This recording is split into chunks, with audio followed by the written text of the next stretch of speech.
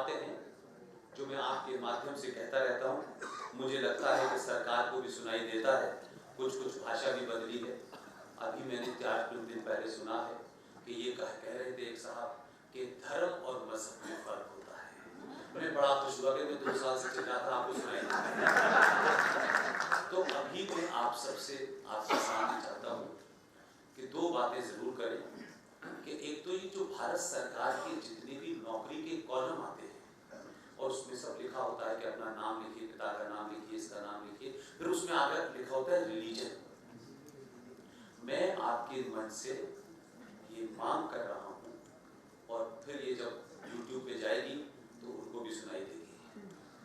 भारत सरकार जितने भी सरकारी नौकरी के या सरकार के जितने भी ऐसे फॉर्म्स होते हैं जिसमें वो रिलीजन जानना चाहती है, उसमें तत्कालिक तौर पे ये अमेंडमेंट करे कि रिलीजन ऑब्लिक धर्म, ताकि हम अपना धर्म बता सकें।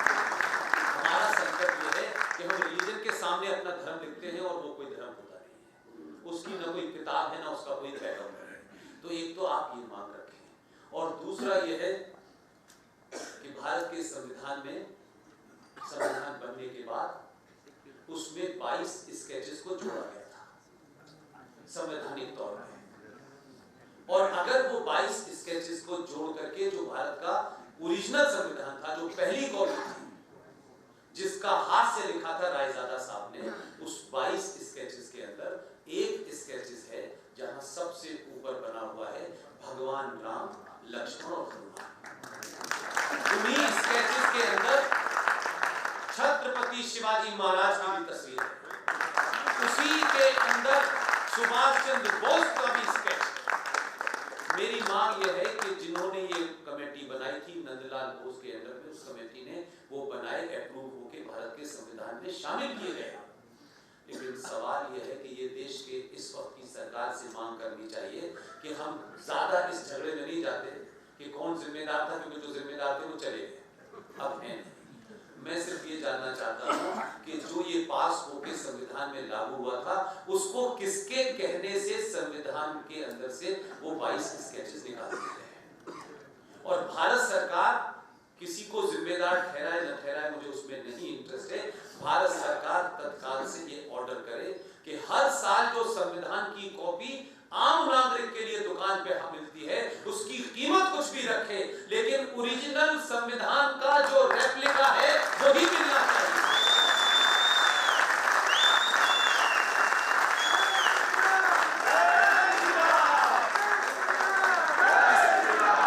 इसलिए कुछ काम बगैर एक छप्पन के भी हो सकते हैं, उसकी जरूरत जब पड़ेगी तब समय देखेगा, लेकिन अभी नहीं है। अगर संविधान की ये कॉपी मेरे और आपके हाथ में होती, अगर भारत की संविधान की कॉपी हर बार आती और सुप्रीम कोर्ट का चीफ जस्टिस उसकी शपथ लेता, हर बार उसकी शपथ लेता जिसके अंदर भगवान रामचंद्र जी की तस्वीर थी, तो फिर रामचंद्र जी के मंदिर के बारे में ये सवाल नहीं पूछता ये कब पैदा हुआ।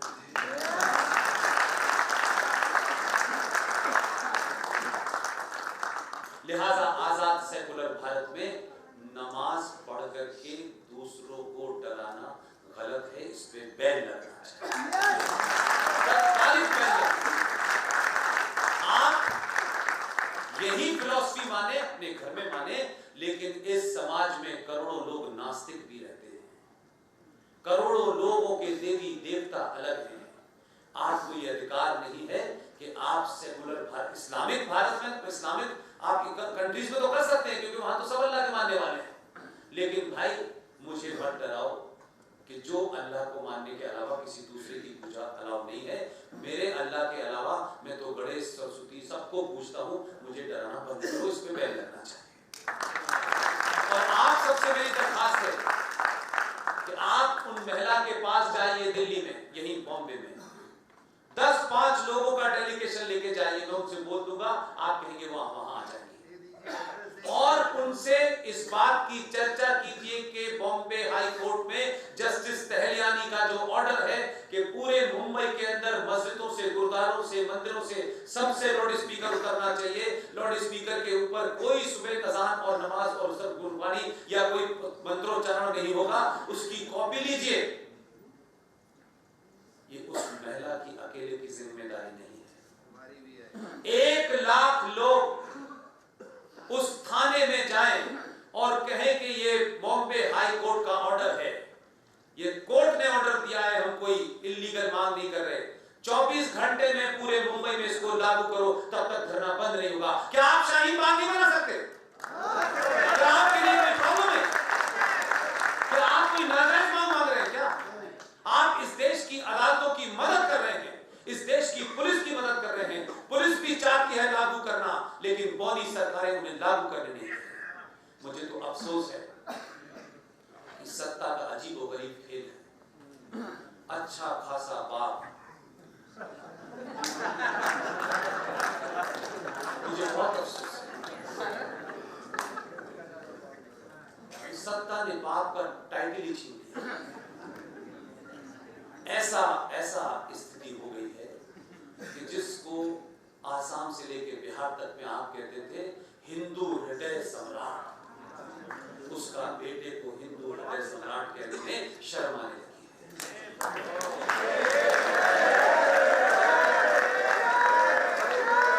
उसको हिंदू हृदय सम्राट इसने नहीं बनाया था, हमने बनाया था।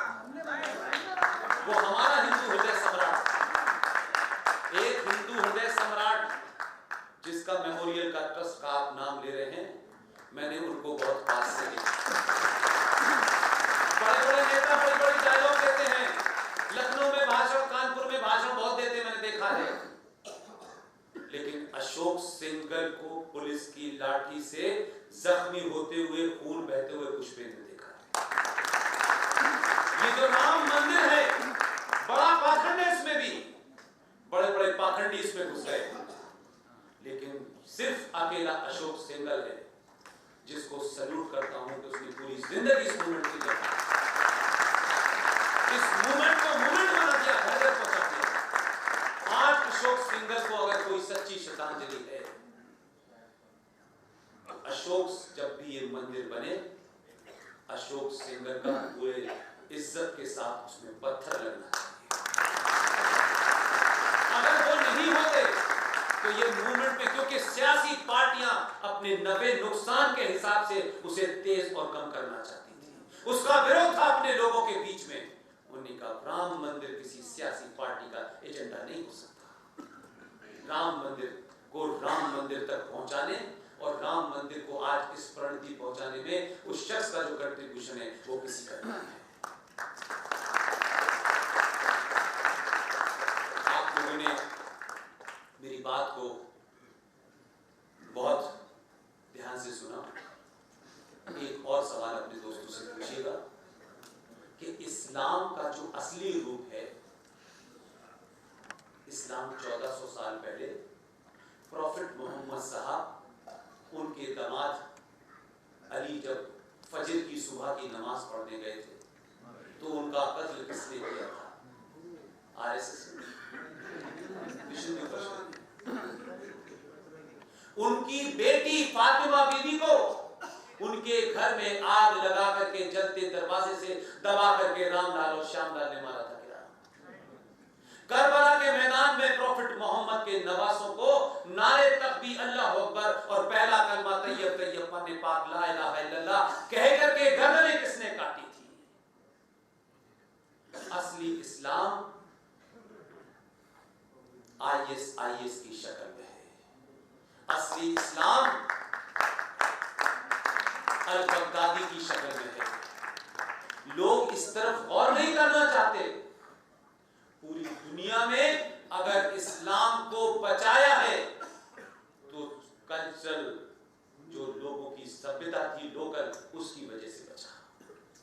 नहीं तो इस्लाम ने औरंगजेब पैदा किया, अल बगदादी पैदा किया, आईएस बनाई, लश्कर तैयबा बनाया। हमारे देश में कोई हिंदू संगठन ऐसा नहीं बना जो इस्लाम को खत्म करने के लिए बना हो। जैसे मोहम्मद साहब के नाम से एक सेना बनाई हुई है जो लोगों की हत्या करती है, लेकिन हिंदुस्तान का मुसलमान, पाकिस्तान का मुसलमान, पूरी दुनिया का मुसलमान, उसको ये बुरा नहीं लगता कि प्रॉफिट मोहम्मद साहब जो आपके पैगंबर थे, उनके नाम से आपने कत्ल करने वाली सेना का नाम बना रखा है। आपको शर्म नहीं आती? में किसी आदमी ने अपने इमेजिनेशन में एक कार्टून बना दिया तो आपने उनकी हत्या कर दी। आपको अगर हत्या करनी है और सच मानो में आप प्रॉफिट मोहम्मद के मानने वाले हैं, इस्लाम के मानने वाले हैं, तो पाकिस्तान जाओ और जैश मोहम्मद को समाप्त करो, लश्कर तोयबा को समाप्त करो, अल बगदादी को समाप्त करो, आईएस को समाप्त करो। आपको तो धन्यवाद देना चाहिए, हिंदुस्तान की हुकूमत का धन्यवाद देना चाहिए मुनाफिक और मक्कार मुसलमान। जो मुसलमान भारत में, केरला में, मुंबई में पढ़ रहा है, लिख रहा है, एमबीबीएस का कोर्स कर रहा है, इंजीनियरिंग का कोर्स कर रहा है, हिंदुस्तान का हिंदू राजा, उसकी तमाम एजेंसियां इस काम में लगी हुई हैं कि पढ़ा लिखा मुसलमान आईएएस में भर्ती होने के लिए केरला और मुंबई से भाग रहा है। अगर कोई सेकुलर होता तो कहता जाओ, वो ईमानदार है, उसकी ईमानदारी को उस कसौटी पे कसिए, सिर्फ र्यूमर पे, झूठ पे मत कसिए। वो हिंदुस्तान के उस पढ़े लिखे मुसलमान को रोकना चाहता है कि तुम गलत रास्ते पे जा रहे हो, आईएएस तुम्हारा एजेंडा नहीं हो सकता, तुम्हें किसी मल्टीनेशनल कंपनी का सीईओ बनना है, उसके लिए दरवाजे खुले हैं। भारत का संविधान तुम्हें पूरी ताकत देता है कि तुम इस देश का प्रधानमंत्री भी बन सकते हो, राष्ट्रपति भी बन सकते हो, चीफ जस्टिस भी बन सकते हो, हॉकी के खिलाड़ी भी बन सकते हो, सब कुछ बन सकते हो, वहां मत जाओ। अगर वो मुसलमानों का दुश्मन होता तो एजेंसियों से कहता जाने दो। इसलिए हमने हमारे कल्चर में आज भी हमने औरंगजेब पैदा नहीं होने दिया, हमने अल-बगदादी नहीं पैदा होने दिया, हमने उसामा बिन लादेन अपने समाज में नहीं पैदा होने दिया। तुम हर दिन कोशिश करते हो पैदा करने की, लेकिन हमारा भी तुमने तहम्मुल, हमारा भी पेशेंस देखो कि तुम हमारा कत्ल इसलिए करते हो कि हम काफिर हैं, लेकिन फिर भी हमने एपीजे अब्दुल कलाम पैदा किया।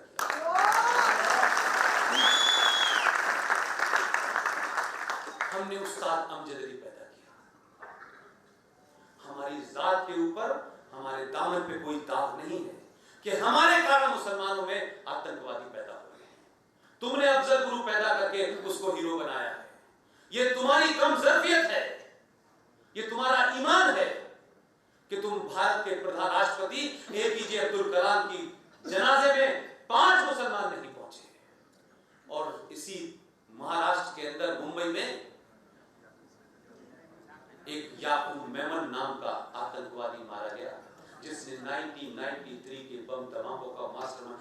5 लाख मुसलमान पहुंचे। तुमने अपना रास्ता तय कर लिया है